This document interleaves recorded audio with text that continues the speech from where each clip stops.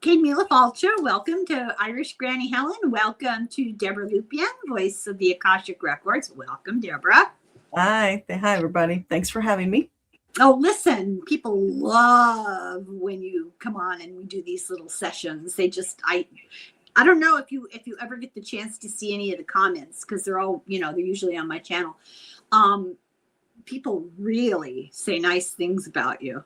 I don't want to tell you too much. I don't want it to go to your head, Yeah. They should only know what fun we have.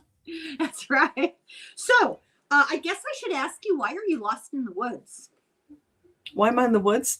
Well, the story today about Kyron, the little boy, it seemed like the woods, kind of a mysterious place that a child might disappear, seemed like a good connection. And there's a little backpack sitting there by the tree. Oh God. Well, let me rephrase that. It's not only a good place where a child might disappear, it's a great place where a child might be disappeared. Yeah. This is a really sad story. And if you don't know what we're talking about, it's pretty complicated. Put this on pause, go back to my channel or to Deborah's channel and watch the video on the details of the case. So this is a little boy who was born in 2002 and disappeared in 2008. He was about 7 years old.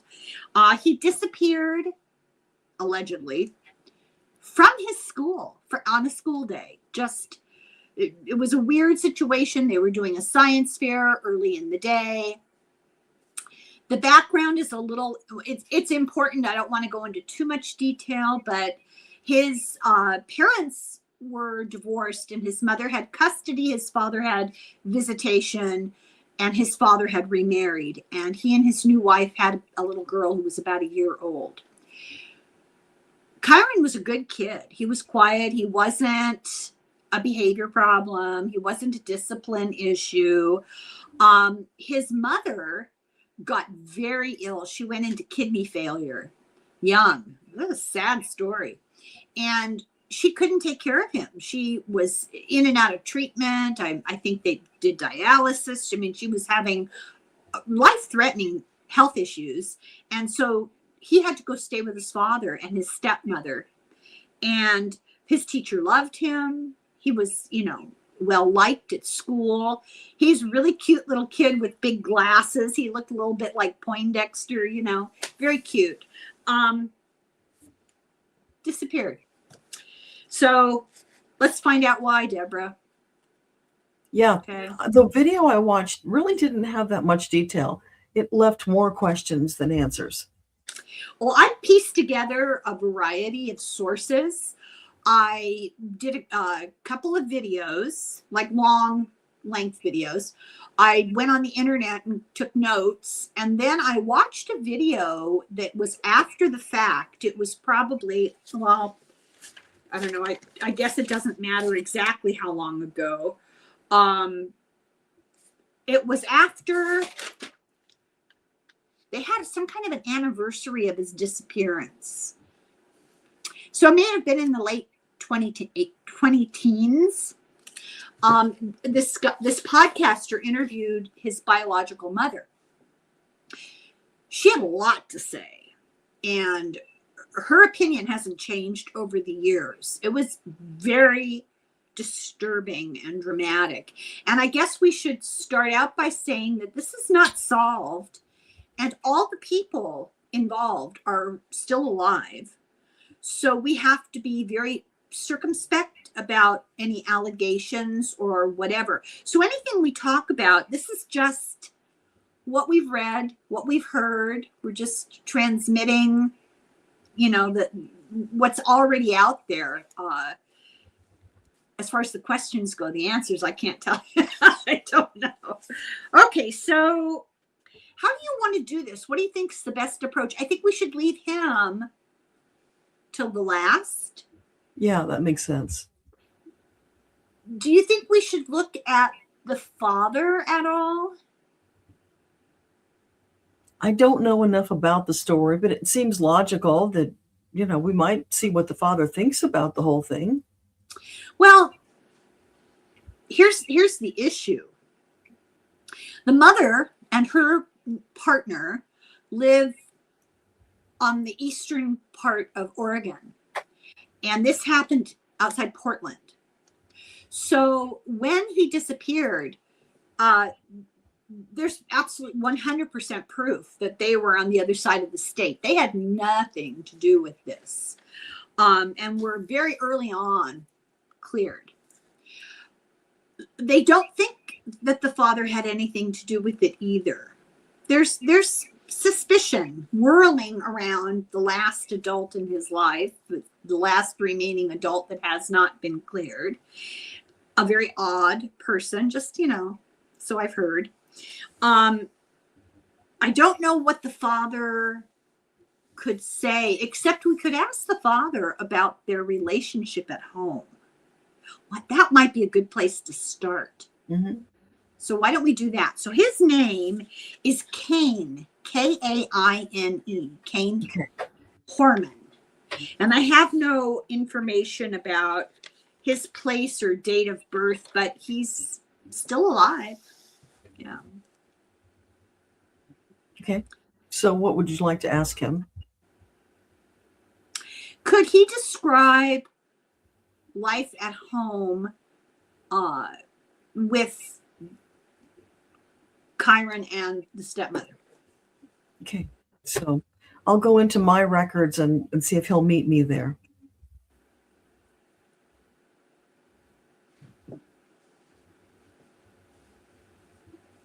He would like to talk about it. Thank you for coming forward, Kyron. So could you tell us a little about your home life with your wife and your son? This is your second wife.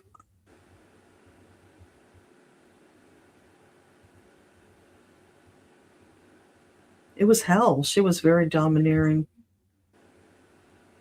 Couldn't make her happy.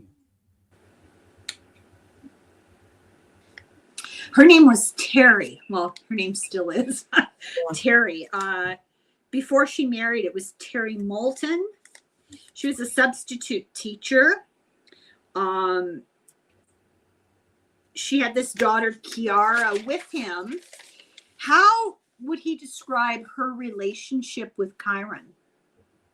Okay, so can you tell us about Terry's relationship with Kyron? Did it change after she had the baby?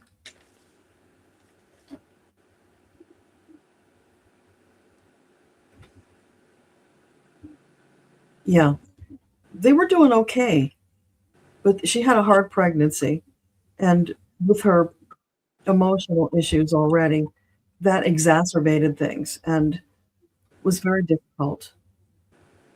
She didn't really want to have much to do with the boy, and he had to step in and pick up a lot of the slack. And he's castigating himself. He should have noticed that something was wrong and made a change. And now he'll have to live with that the rest of his life. There was a period of time where she went through a bodybuilding craze and was into, she actually competed in some sort of competition. Can you talk about that? Because I think that was a significant event. Yeah. So can you talk about the period of time when Terry got into bodybuilding?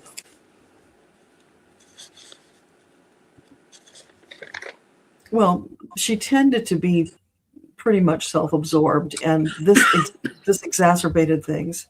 It only got worse, and there were times he wondered what he was even doing there. It was like he wasn't even an important part of the picture, he and his son. And the more she got out and got attention, the worse it got. And again, he's saying, the signs were there. Why didn't I see it? But then, of course, there was the complication of his daughter. So it made it that much harder. He was very torn. His first wife, I forget her name. I've got it written down here someplace. Desiree. She has made comments a number of different times that he did not take control of his life, that he was always waiting for somebody to rescue him. He was very passive. She left him when she was 8 months pregnant with Kyron because he was having an affair. And how does he feel that played into the situation that we have today? Was the affair with Terry or somebody else? I think it was. It's been a while since I read this, but I think it was. We could ask him. He'd know better than I would. Yeah, okay. So, Kane, you were cheating on your first wife. Was it with your future second wife? Is that who you were involved with? Yeah, worst mistake he ever made. What does he have to say about his passivity? Can you comment about the fact that Desiree says you were very passive and that made it difficult for her? It's just how I am. I have my own issues and burdens I carry. It's who I am, and I can't change it. But yeah, I would say that that's a big part of the problem. And having that criticism coming from both women in his life didn't help. He didn't feel he was supported, and that only alienated him more. For him. I'm trying to be nice. What did he observe change before and after Kyron's disappearance in Terry's behavior? So can you tell us about Terry's behavior? The difference between before Kyron disappeared and after. She had always been secretive, and it felt like she was plotting, and he didn't know a lot of what was going on in her life. But after the disappearance, it got worse. She shut down. He felt that she was responsible, but couldn't prove it, couldn't live with her, and it was really a hellish situation. How did he feel when the police came to him and told him that she had taken a contract out on him? So tell us about how you felt when the police came to you and told you she was trying to kill you. I should correct that. She tried to take a contract out on him. She didn't get the cooperation she hoped, but she tried. Yeah. So she was investigating ways to take care of you. How did that make you feel? Interviewing candidates. Yeah, interviewing candidates. Can you talk about that? It was, a gut punch. Things were bad, but he didn't think they were that bad.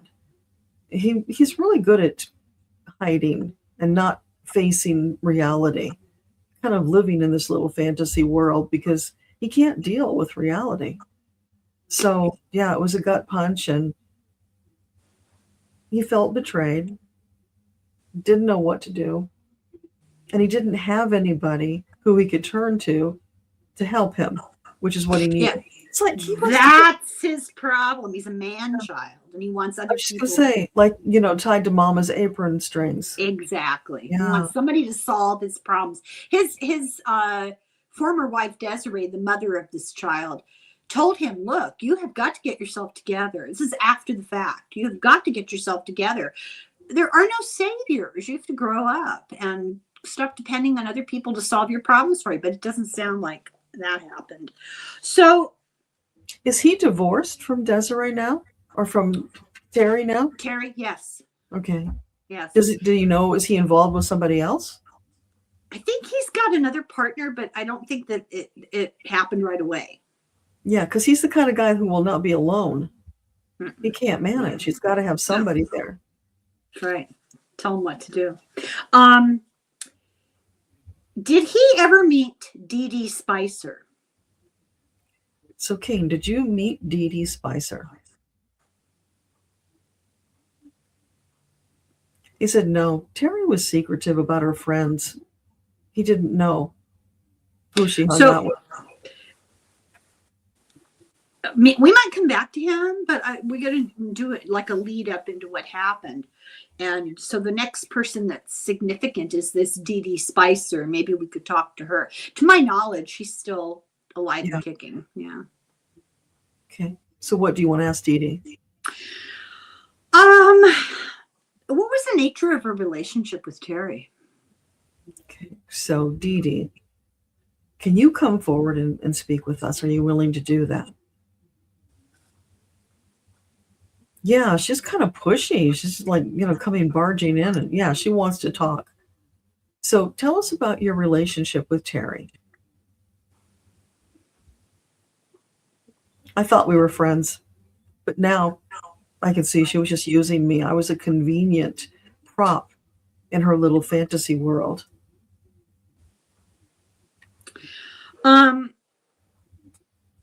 Did she know anything about what was going to happen the day that Kyron disappeared?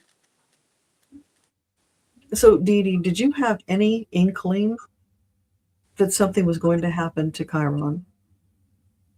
Did Terry talk to you about anything about him?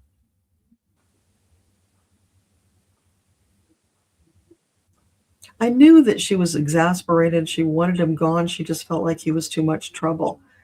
Oh, she said he was so much like his father that she couldn't stand having two of the same kind. It was just over the top for her. She couldn't handle it. She was like a pressure valve that was about to explode. So she had to do something. But did you know that she was planning to do something to Kyron?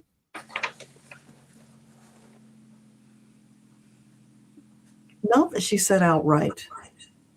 I felt there was something, but I didn't know for sure what. And now I can see what a fool I was for hanging around and being involved with her. At the time, she seemed kind of an exciting woman. She was involved in all of these interesting things. But I really regret the time I spent with her. So I have a question that I'm not entirely sure how to articulate, but here's the background. So Dee worked for a landscaper, or she was a landscaper on a crew. And the day that Kyron disappeared, she disappeared from work for 3 hours. They couldn't find her. They found her car. They found her purse, but they couldn't find her. And she had no explanation. She said she was there. They couldn't find her.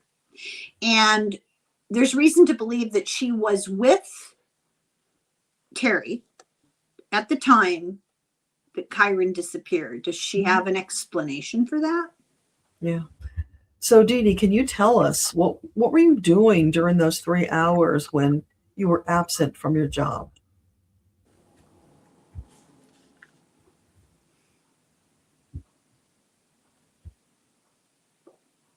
She doesn't want to talk about it. I bet she doesn't. Why did they buy untraceable cell phones? She bought untraceable cell phones for Terry. She bought them herself. Yeah. Okay. So why did you buy and burner phones? What was the purpose of that?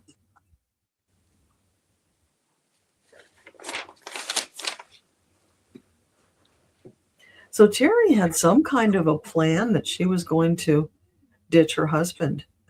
And she was afraid he might come after her. So they got the burner phones. This was the story she told Dee. They're going to get the burner phones so they can escape and get away from him. So now she's opening up a little bit. Did Terry pick her up at work that day? Yeah. So did Terry pick you up at work that day? Yeah, that was part of the plan, but I couldn't tell anybody, under threat from her. And yeah, she told me we were going to pick Kyron up and we were going to take him somewhere and stash him to get leverage over the husband. That was the story. Was Kyron in the car when she picked her up? So was Kyron in the car when she picked you up? No, they picked him up together. Where did they pick him up? So where did you pick him up from?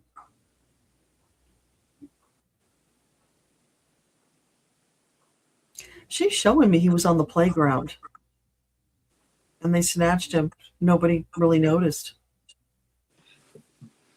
So here's what the police know. They had a science fair, and then he had to go back to his classroom. Terry claims she walked him to the hallway and watched him go down into the classroom. The only problem is you can't see down the hallway and into the classroom based on where she said she was. But where she was goes right out into the parking lot. They don't have any trackable evidence of her coming back. Leaving, yeah, people saw her going into the car with him. They saw her walking him to the car? Yeah.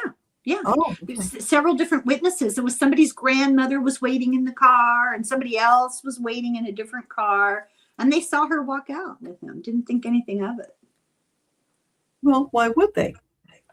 So I don't think he was on the playground unless, I don't know. She says they went back and got him. They have no record of her going back. So I don't know if we can, do we trust what she's saying, or? Well, who knows? We can ask again. So, well, I have a question you should ask okay, her. sure, yeah. When Terry picked her up, was Kyron alive? So when Terry picked you up, was Kyron still alive? Yeah, she sat in the car when Terry went in to get him. And it's like she sent him out around. He went out on the playground, came around. He didn't go to his classroom. So Terry was lying about that. She sent him around. It feels like it has something to do with cameras. But also there's a big chunk of time that's unaccounted for, because I don't know exactly when he went to the classroom theoretically, but it was not lunchtime yet. It wasn't the time she went to pick up her friend, unless it was later, like closer to lunchtime, and the friend got off earlier than noon. You know, I suppose you could tweak the timeline. There's not a reliable chronology. Yeah. So she's saying Terry came, picked her up, and then went back and got him. They went to the school and got him, yeah. Where'd they go? So where did you go when you got Kyron?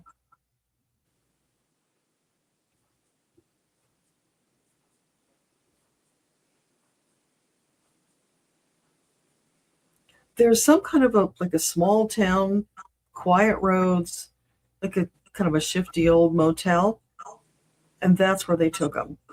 And the story was that Terry was going to stash him there, so she had leverage over Kane.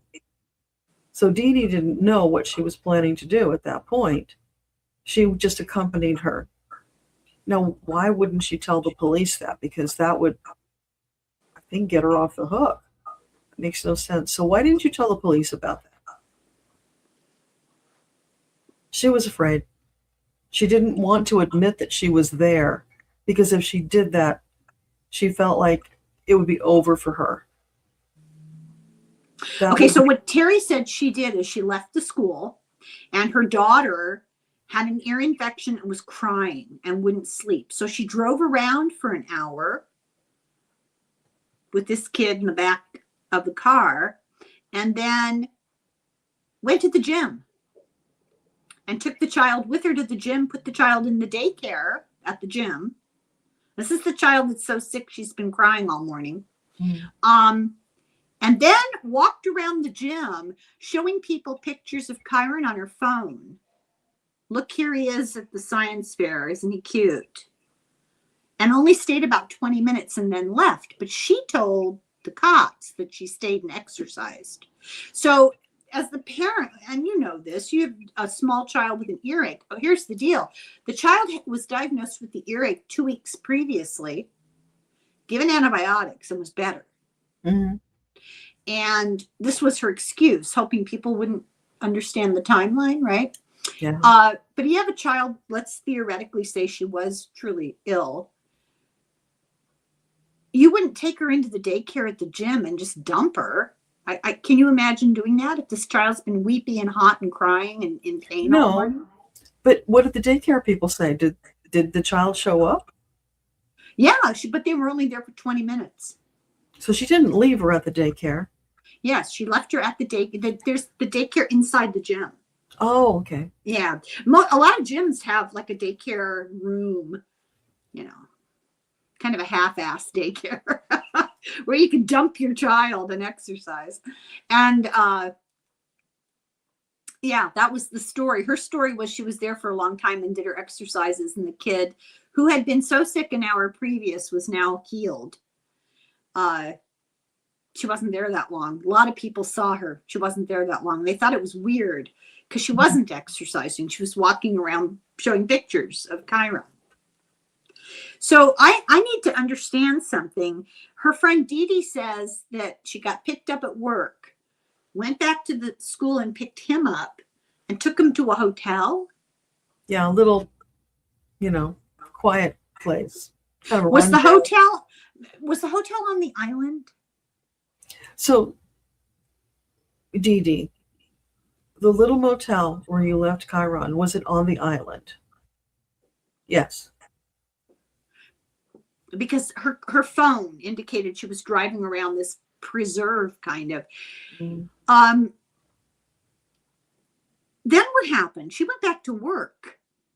Terry had to take her. Did they take Kyron with them? No, they left him alone. So, Dee, are you saying you left him alone in that motel?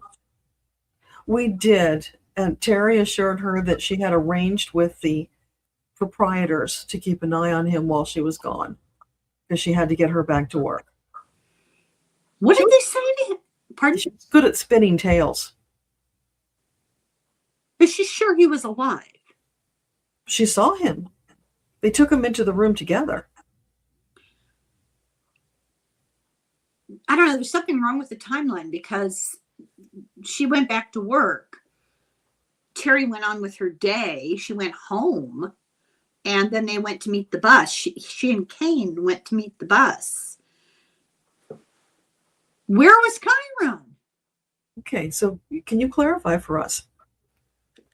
Did you walk out of that motel with Terry, seeing Kyron alive?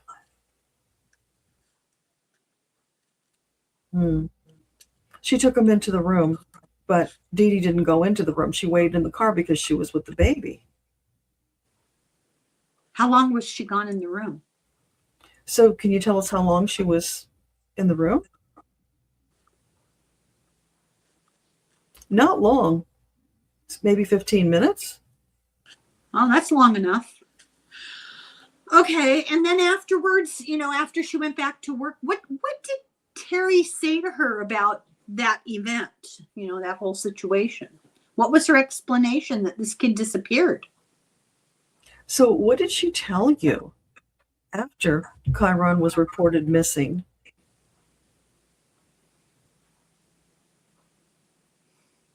She pretended, at least, that she was freaking out because she had taken him and left him in the care of these people. And then when she went back for him, he wasn't there. He was gone. She didn't know what happened to him. She didn't know what she was going to tell people.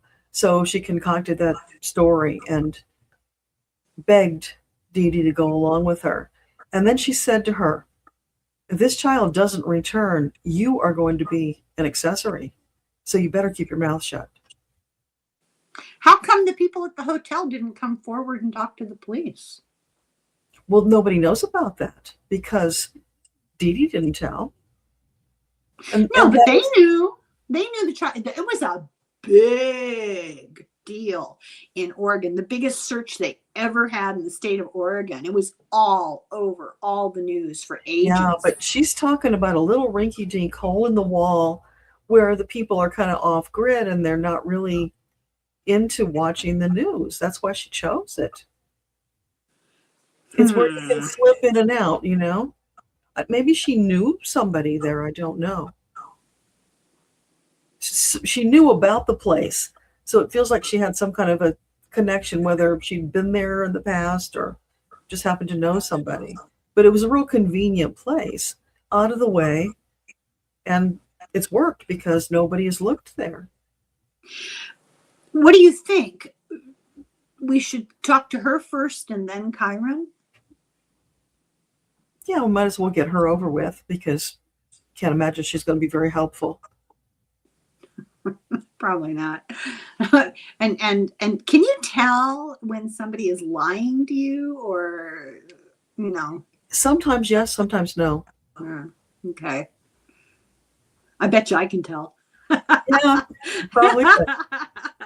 Okay. So let's ask Terry. How did she feel about Kyron? When they were at home before any of this happened. Yeah. So, Terry, are you willing to speak to us? Oh yeah, she wants to set the record straight. So, when you were at home with Kyron, how did you feel about him?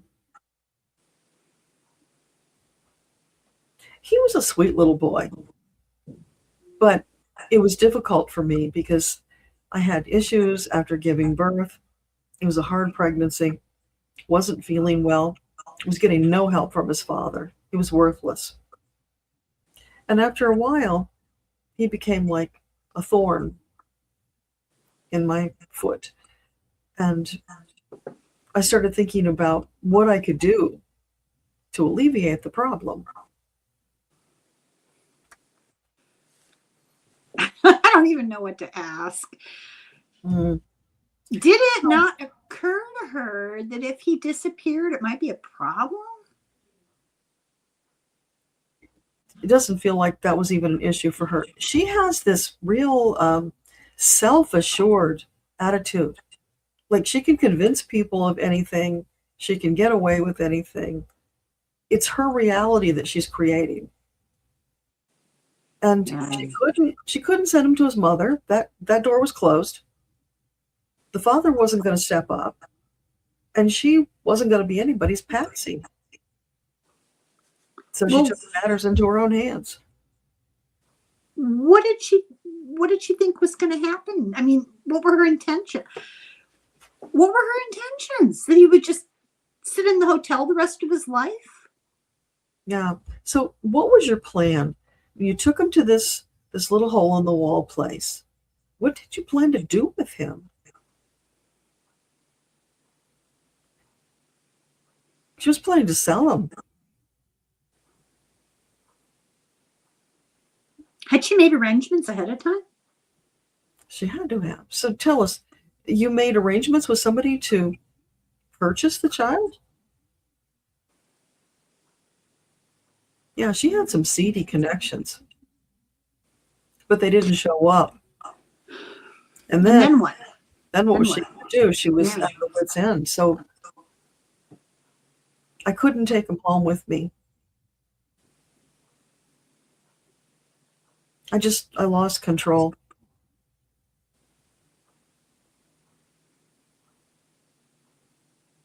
She's saying it was an accident. She knocked him down. He didn't get back up. He hit his head on something. I don't know if that's really what happened, but that's the picture she's showing me. It feels a little hinky. But at that point... It's the classic, the dog ate my homework. Yeah. But it's like, so what did you do with them? You didn't just leave him there and go off.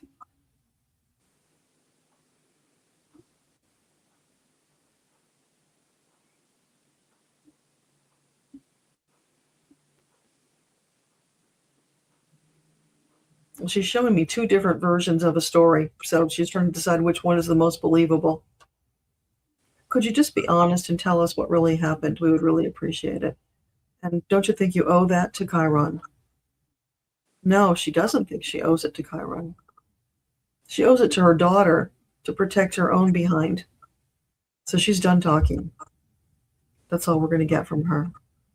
So I can't ask her, did Dee Dee help her get rid of the body? We can ask. So, did Dee Dee help you to dispose of the body? She says, what body? I didn't say I did anything.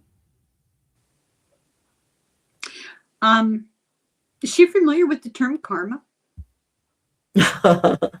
So, Terry, do you know about karma? I'm not worried about that. I'm worried about today, keeping myself and my daughter safe today.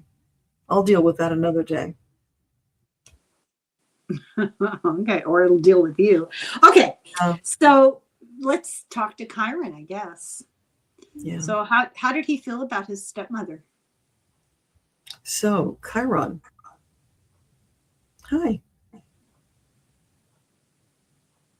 Yeah, he is a sweet little boy. Although he's showing himself as older, he's showing himself as like, I don't know, 12 or 13. So he's aged himself.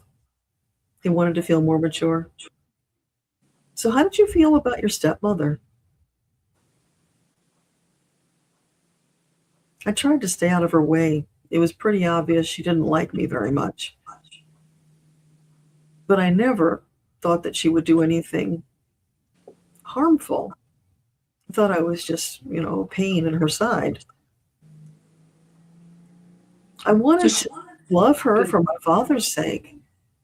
But it was a really difficult situation being in the house. I just tried to stay out of everybody's way. Was she into corporal punishment? So did she practice corporal punishment? You mean beatings? Yeah. Yeah, she wasn't hesitant to dish out beatings if she felt there was a need, or she lost her temper, which she did. Did his father know? Did your father know that she was beating you? I don't know. I don't know how he couldn't have known, but he never said anything to me. So I can't be sure. He really let me down.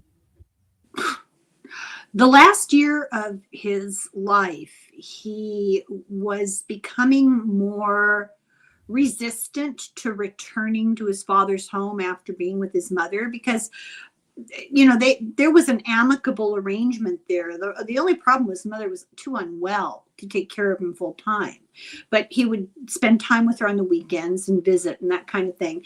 And he started to not want to go back home. Can you talk about that? Yeah. So, Kyron, can you tell us about, you visited your mom and then you didn't want to go home? Well, would you want to go home if you were treated that way?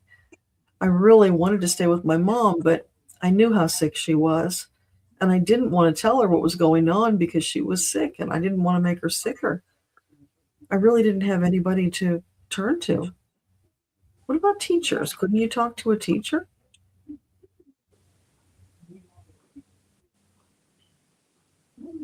It didn't occur to him that he could talk to a teacher, so he didn't have a connection with them that he felt safe telling them about it.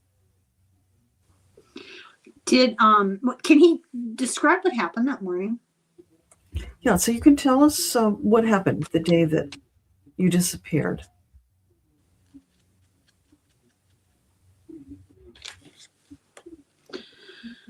Yeah, Mom dropped him off at the school, and he went inside. He was headed to the classroom, and then she called him back. She took him out a side door, and she told him that his sister was sick, and he needed to come with her so that they could take care of the baby. So he went and got in the car, and then he saw Dee was there, so he got in the back seat. No, Dee was in the back seat with the baby, so he got in the front seat with his mom. When did his mother pick up Dee? Because his mother was at the science fair with him. His stepmother was at the science fair with them. And her story is she dropped him off, walked him. They were in one classroom with the science fair, and she walked him to the hall where his classroom was, and he headed down the hall to the classroom, and she went out. So is he saying that she went away and came back in the car? I mean, I'm confused. I don't understand. No, she took him out just one time. She took him out, and Dee Dee was in the car with the baby. Well, when did the mother go get Dee Dee? Because Dee Dee didn't leave her job till lunchtime. No, so he's just saying she was already there. So there's a conflict with the story. Did he know Dee Dee? So, Kyron, did you know Dee Dee? No, it was the first time he met her. And so Terry just said, this is my friend, and she's helping with the baby. And he didn't question that. Where'd they go? So where did you go from there?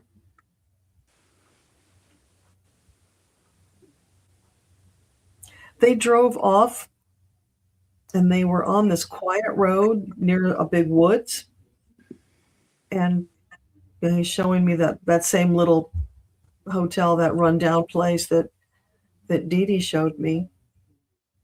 And so his stepmom took him inside, and she was telling him that she needed him to be a good boy and to stay there for a little while because the sister was sick and she had to go get some medicine. And he got scared at that point. He didn't know what was going on. He wanted his father. He started crying. He asked for his father. And that's when she lost it, and she just walloped him, just when he fell and got knocked out. I don't think he was dead, though, at that point. I think he was just unconscious. And then he was blacked out, so he doesn't know what happened. What do you want to ask about from there? Where is he? Where is he now? So, Kyron, are you still incarnated in a body? Oh, no, he's crossed over. He's been crossed for a while. So do you know where your body is? Because you were never found.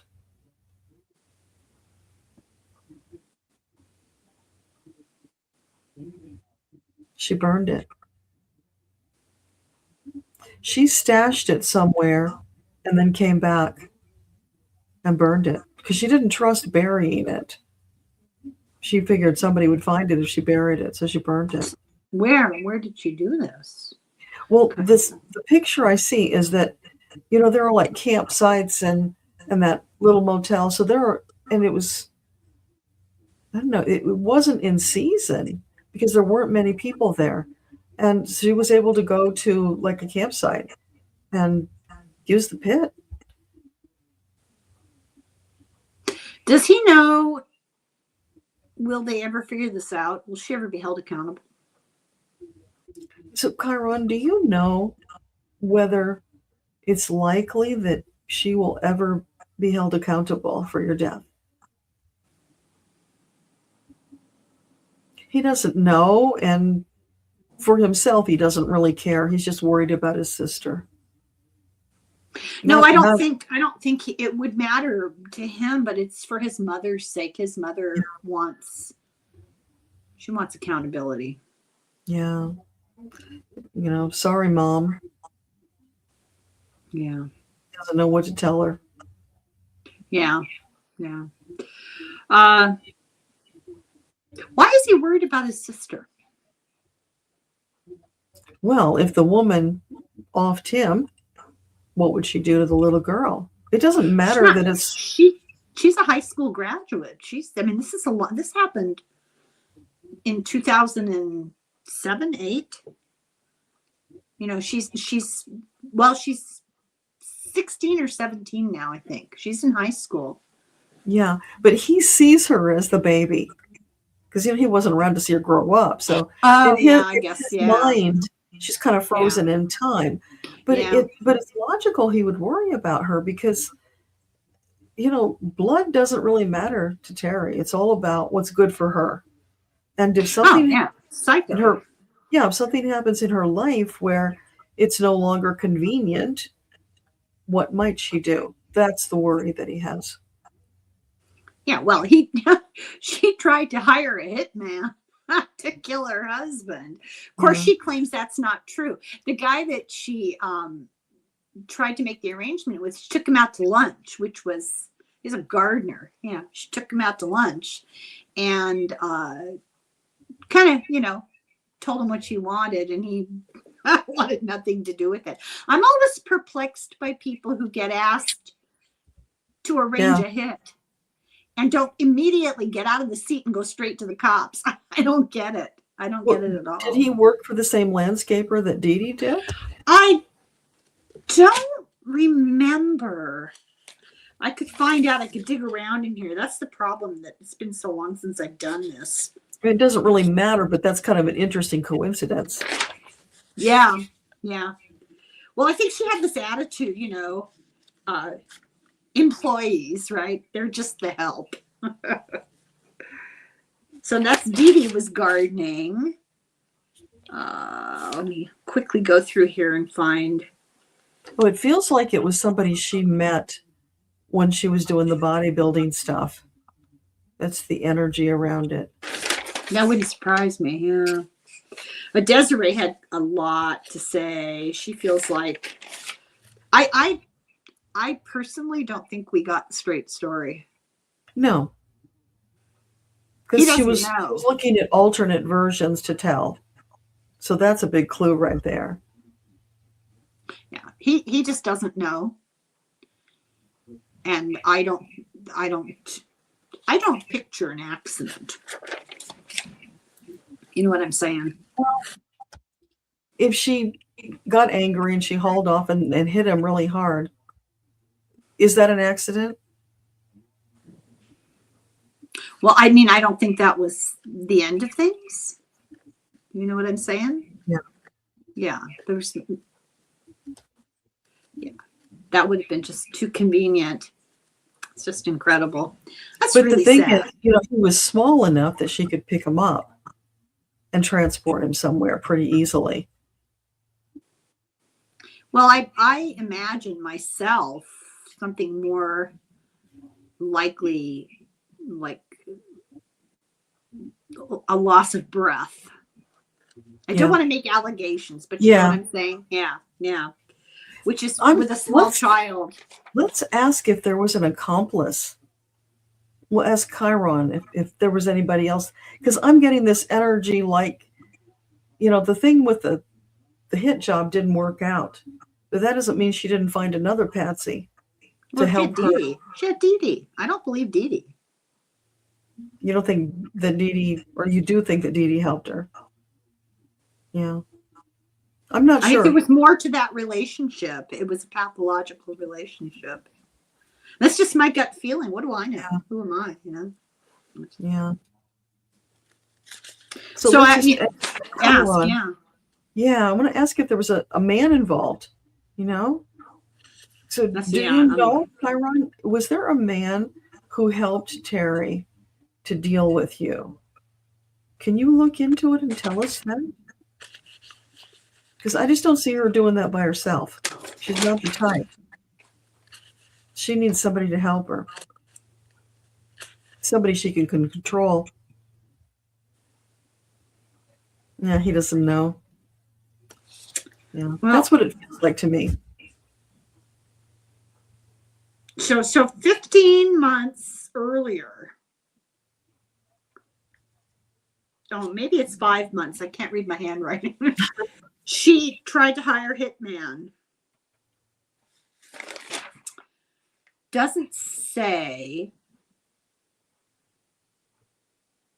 And she tried to change her name afterwards to kind of become anonymous, And the judge wouldn't do it, which I think is interesting. Yeah. What would the judge care, right? Well, it was probably, they didn't have enough evidence to convict her without a body. That's probably what it was. Oh, well, that's after they just didn't have enough evidence. And this is really funny. When they got married, here he's got an 8-month pregnant wife.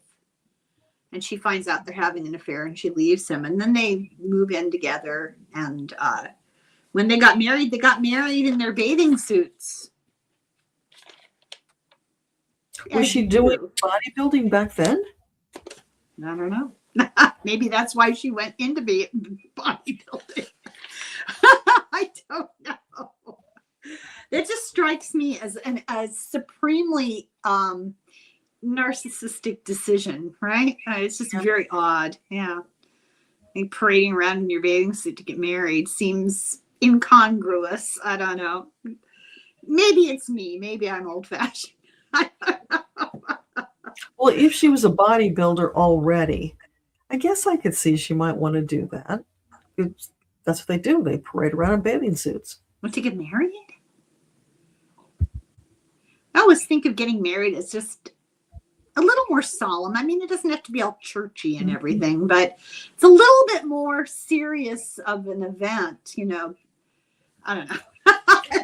But you know, with her narcissistic thing, she didn't want to wear a wedding dress and cover up all of her hard work. She wanted it on display. I guess. Yeah, my mind doesn't go that, it doesn't work that way. That's just so weird. Yeah. Well, I don't know. I can't think of any other. I find this to be very unsatisfactory because there's too many people lying. That's the same word I was going to use. It's just very unsatisfying. Doesn't feel like we really got much information. Not specifics, but we're farther down the road we were already traveling. You know what I mean? Yeah. Yeah.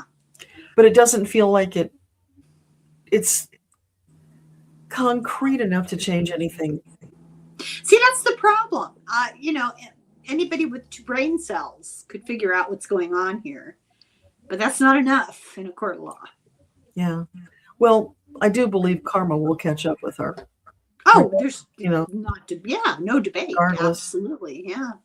I guess it's foolish to suggest that somebody who is that pathological, that they pause a minute and consider karma. I guess it's foolish to even bring that up. But I would feel haunted. If by nothing else, I'd be waiting for it to catch up with me. You know what I mean? You know, she's a lot like, you know who, the orange one. I'm creating my reality. I'm not seeing those things. This is what I want it to be, and I'm not seeing anything else. And that's how they manifest what they want. Yeah. Even if they have to use devious means to do it. Or a whole SEAL team. What a mess. I don't think she had a SEAL team. Well, thank you. I thank everybody, I guess. Thank you, Deborah. I wish we could have gotten something more, but case not solved. It's still open. It could be timing, you know, maybe in the future we could get something else, but right now we're just blocked. Well, you're dealing with people who are pathological liars.